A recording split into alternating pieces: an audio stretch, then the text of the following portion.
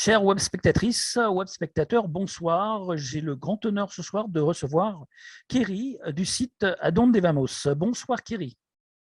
Bonsoir à tous.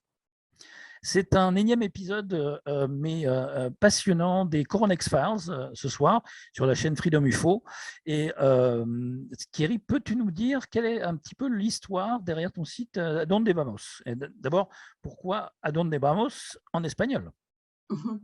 En espagnol parce que ça veut dire où va-t-on et que c'est la langue que je parle le mieux en dehors du français. Et que c'est un clin d'œil aussi au Chiapas et à ce qui s'était passé au Mexique, où eux avaient trouvé des solutions justement sur le où aller. C'est-à-dire que c'est une vieille histoire le Mexique, hein, mais je vais faire très court, mais en gros, il y a une histoire quand même de révolution là-bas qui date de Zapata, début du siècle. Bon, et il se trouve que dans le Chiapas, les Indiens, les communautés indiennes, dans les années 90, 1990, étaient en passe de se faire complètement virer de leurs terres et puis détruire toute leur culture, en fait, par le gouvernement qui voulait installer des compagnies pétrolières et autres sur leur terrain. Et ils se sont battus et ils ont réussi à mobiliser la communauté internationale et à se structurer en village autonome, en fait. Et voilà. Donc, c'était un peu ce clin d'œil-là.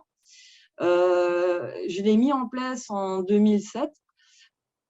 Donc, je commençais à être journaliste à l'époque pour pouvoir écrire ce que je ne pouvais pas mettre dans les journaux, hein, en fait. Parce que bon, il y avait pas mal d'interrogations sur le système économique. À la base, moi, j'étais beaucoup sur les questions monétaires, les questions de macroéconomie, on va dire ça comme ça, sans être une spécialiste de l'économie, mais mon background historique a fait que je maîtrise quand même les leviers de l'économie et les cycles économiques, etc. Et donc, je voyais bien qu'on était en fin de cycle. Mais je voyais bien qu'ils arrivaient à toujours s'en sortir en relançant des nouveaux moyens de spéculer toujours plus tarés et moins contrôlés. J'ai compris très vite qu'ils siphonnaient littéralement les peuples.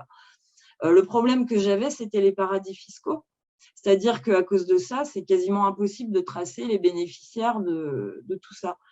Et en parallèle, j'ai commencé à travailler sur les enjeux de pédocriminalité parce qu'en tant que journaliste, je me suis retrouvée avec un dossier lié à l'affaire Dutroux qui m'a amenée à réviser ce que je pensais de l'affaire Dutroux, c'est-à-dire que j'avais les mêmes infos que le citoyen moyen, c'est-à-dire que je pensais que Dutroux avait été un prédateur isolé avec, bon, certes, une bande de 3 Zoulous autour de lui, mais bon, voilà. Et donc, quand j'ai commencé à mettre le nez là-dedans, je suis tombée d'assez haut. J'ai récupéré le dossier Dutroux, je l'ai lu en grande partie, pas en entier parce qu'il est très dense. Et j'ai vu qu'entre ce qu'on nous disait et ce qui était contenu dans le dossier, c'était le jour et la nuit, quoi.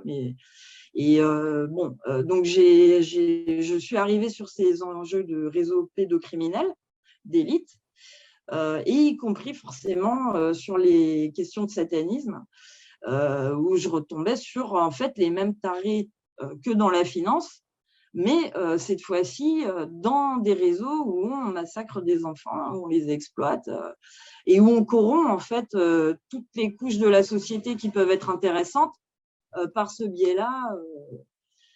Voilà. Bon, et alors ceci dit, ça fait 10 ans au moins que je travaille là-dessus. Je suis toujours épatée régulièrement de l'ampleur du truc, quoi. C'est impressionnant, hein. Je crois que j'arriverai jamais à concevoir à quel point ça peut avoir vérolé l'ensemble de la société occidentale, vraiment, quoi. Voilà.